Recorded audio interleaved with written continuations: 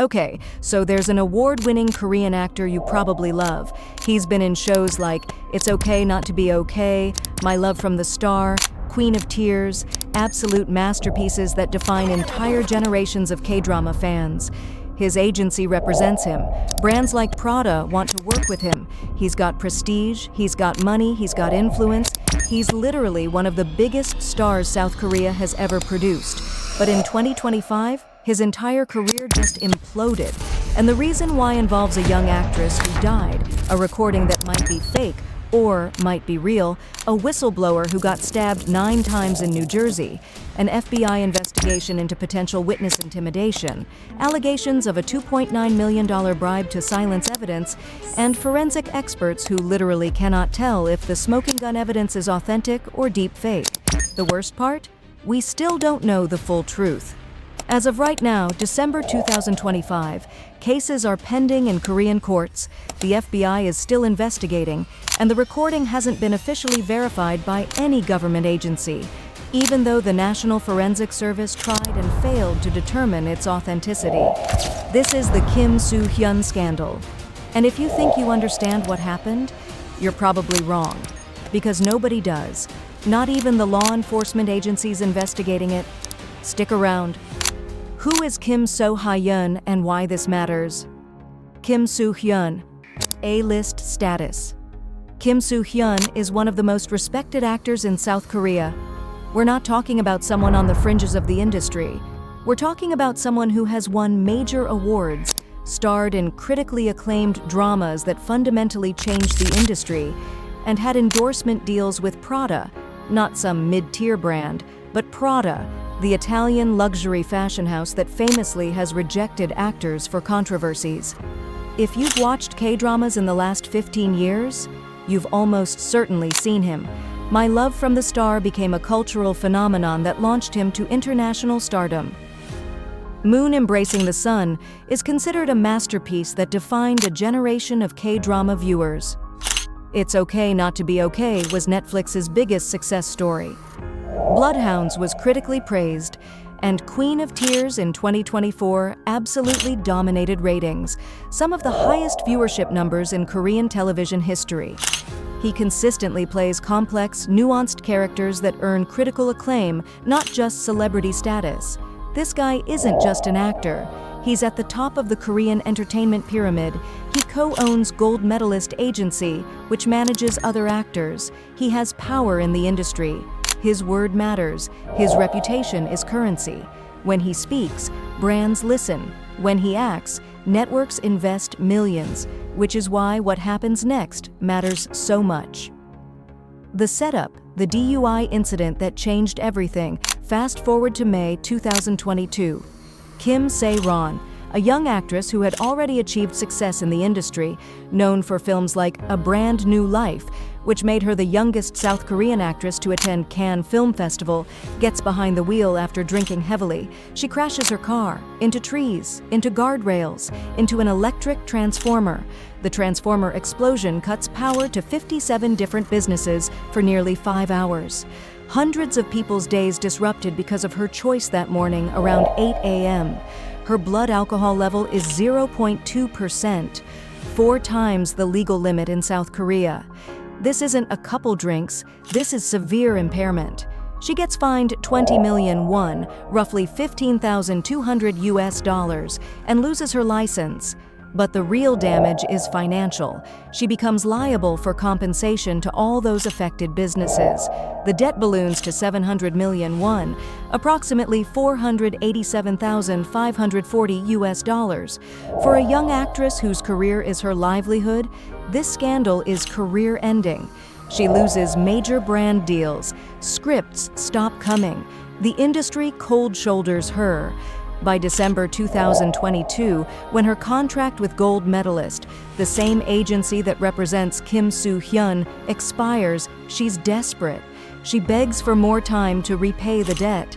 But she's unemployable now. She resorts to part-time jobs at cafes and teaching acting to students, barely making enough to survive, let alone repay $487,000. But here's the question nobody was asking loudly at the time. Why was she drinking so much that night? What was happening in her life that would drive her to get behind the wheel in that state?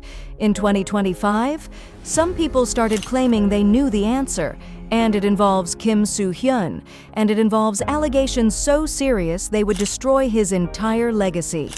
The allegations begin, the explosive reveal, the March 10th bombshell. Okay, so on March 10th, 2025, about 3 weeks after Kim Se-ron's death on February 16th, a political YouTube channel called Hover Lab, operated by the Garo Sero Research Institute run by Kim Se-y, uploads a video that will change everything.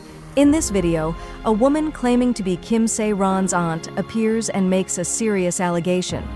She says that Kim Soo Hyun and Kim Se-ron were in a relationship, but not when she was 19.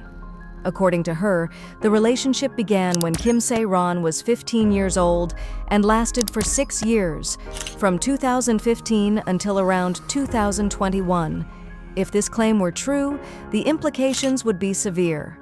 Kim Se-ron would have been a minor at the time, while Kim Soo Hyun would have been 27 years old and already an established actor. He would have held significantly more influence within the entertainment industry while she was still very young and trying to build her career. This would not be a case of two adults with an age difference, but rather an allegation involving a child and an adult in a position of power. The video spreads rapidly across social media. Within hours, platforms like Twitter, Reddit, and TikTok are flooded with reactions. Discussions multiply, and public opinion escalates quickly. Within a day, the situation dominates online conversations.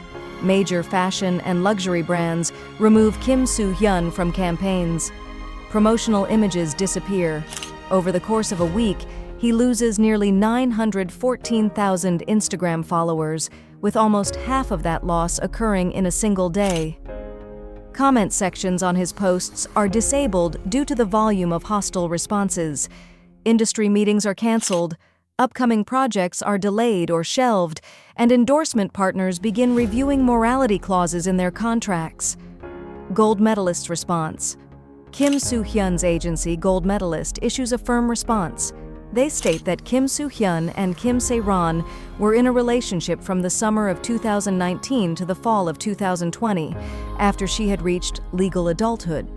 They strongly deny any involvement before that time and insist that the timeline presented in the video is false. The agency also claims that photos circulating online were taken during 2020, when both parties were adults. They suggest that the accusations are being exaggerated or fabricated and state that they are prepared to defend their position with evidence. At this point, the public is left questioning which account is accurate. On one side is an agency supported by legal teams and professional investigators. On the other is a family grieving the loss of their daughter, claiming they possess photos, messages, handwritten letters, and recordings that indicate a longer relationship. Additional claims and materials.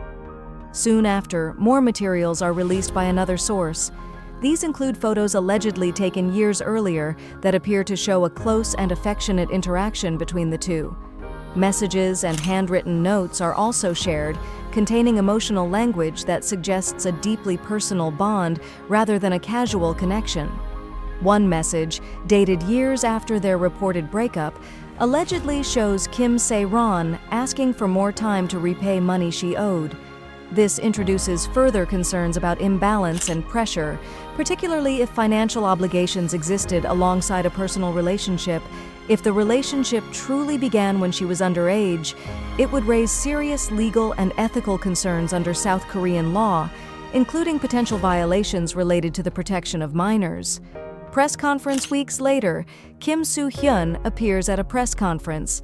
Visibly distressed, he confirms that he did have a relationship with Kim Se-ron, but firmly denies that it began before she reached adulthood. He states clearly that he did not engage in any improper behavior involving a minor. But here's the issue.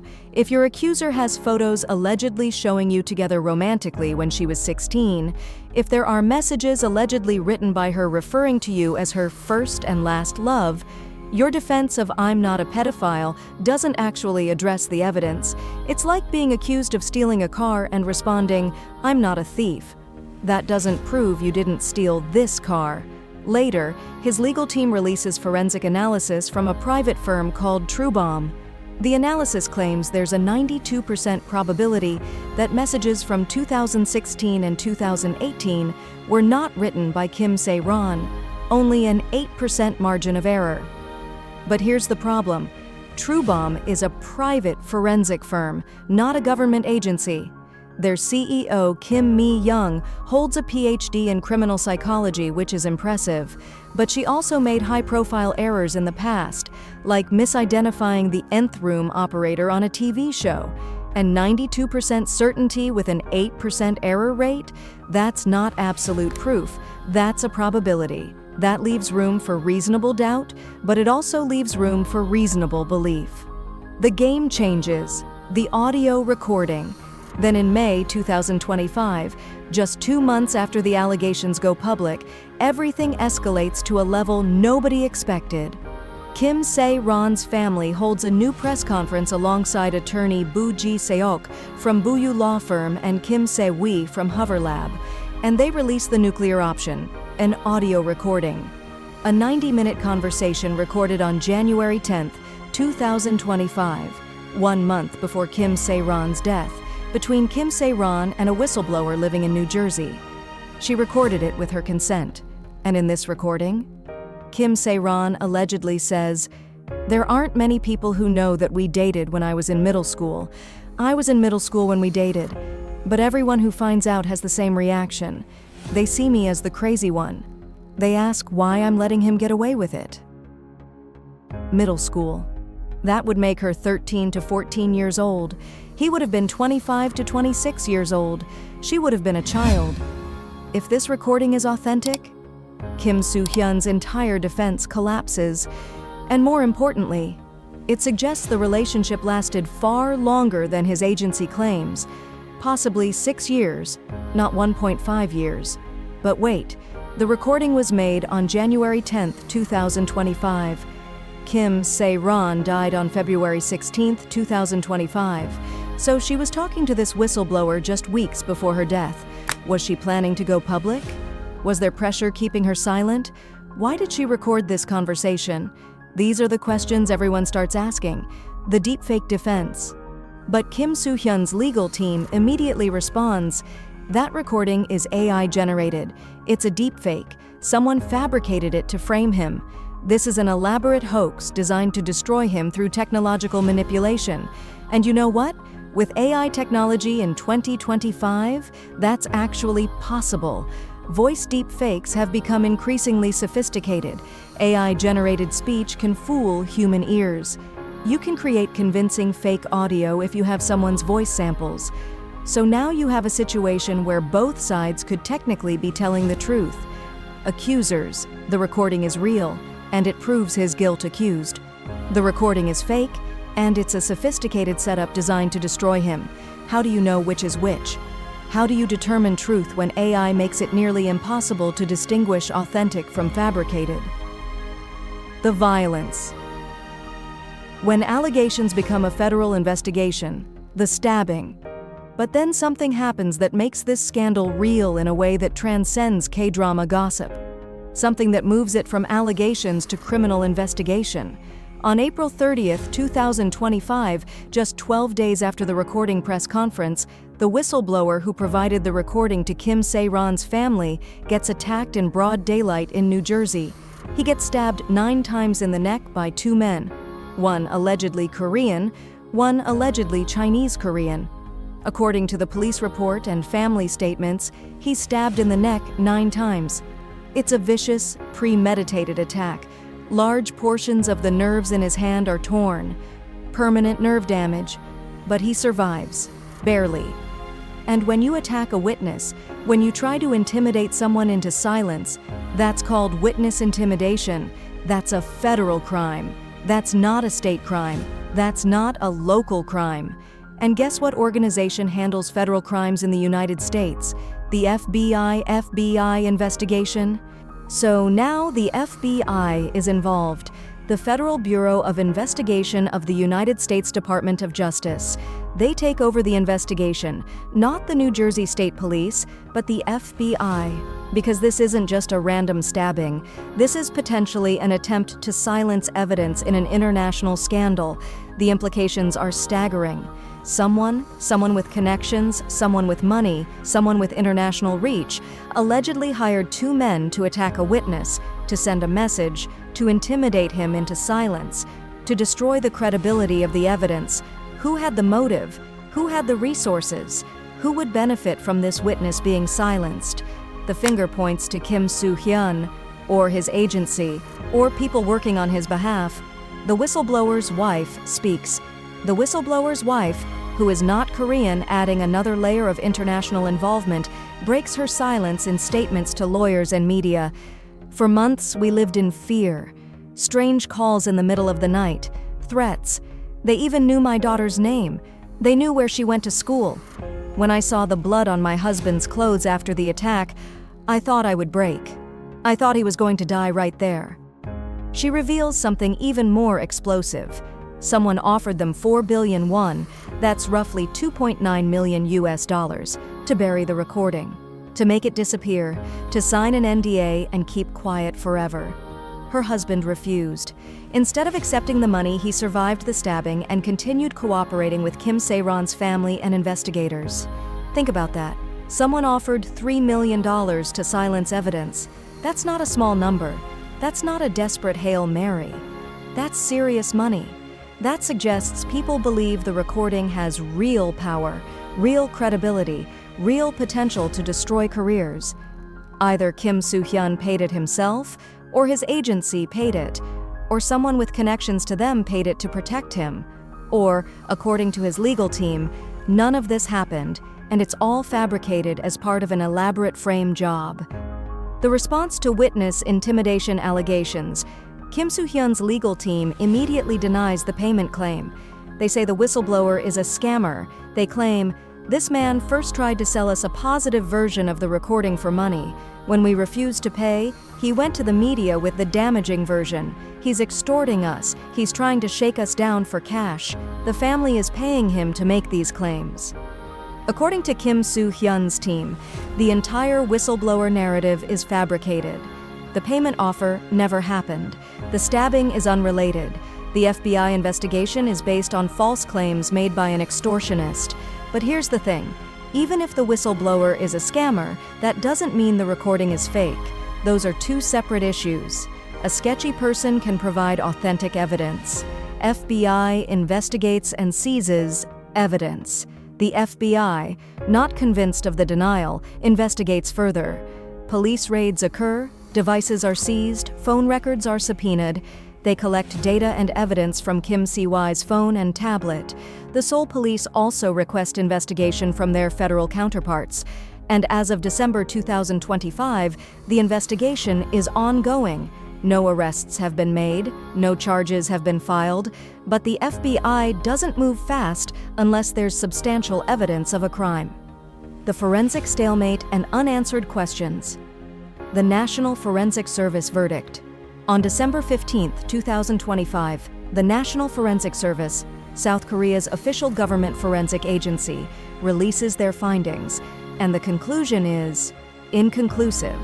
The NFS attempted to determine whether the recording was AI-generated or authentic, but they couldn't. They were unable to make a determination. Why? Because the original audio file was never provided to them, only a copy.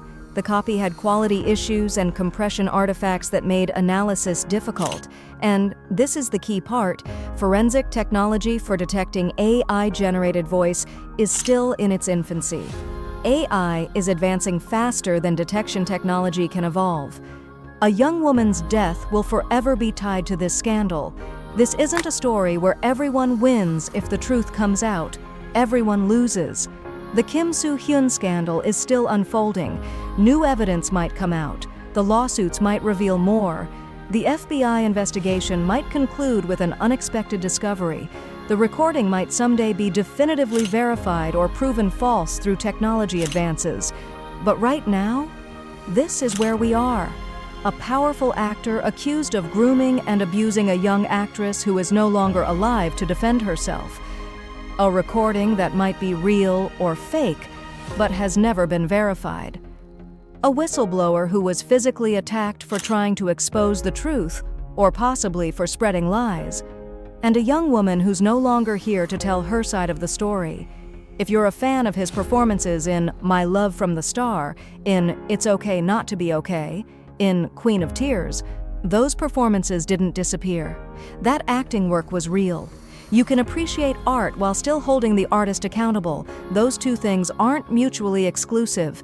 You can acknowledge, this performance was brilliant, and if these allegations are true, the actor is monstrous. Both can be true simultaneously.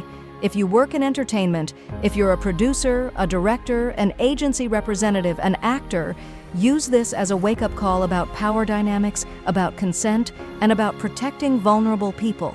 The system that allowed for the possibility of abuse, even if this specific case remains unproven, needs to change. Understand that this industry, like many, has problems. It has power imbalances. It has incentive structures that can enable abuse, and supporting it, which many of us do because the content is incredible, means demanding better. It means speaking up when you see exploitation.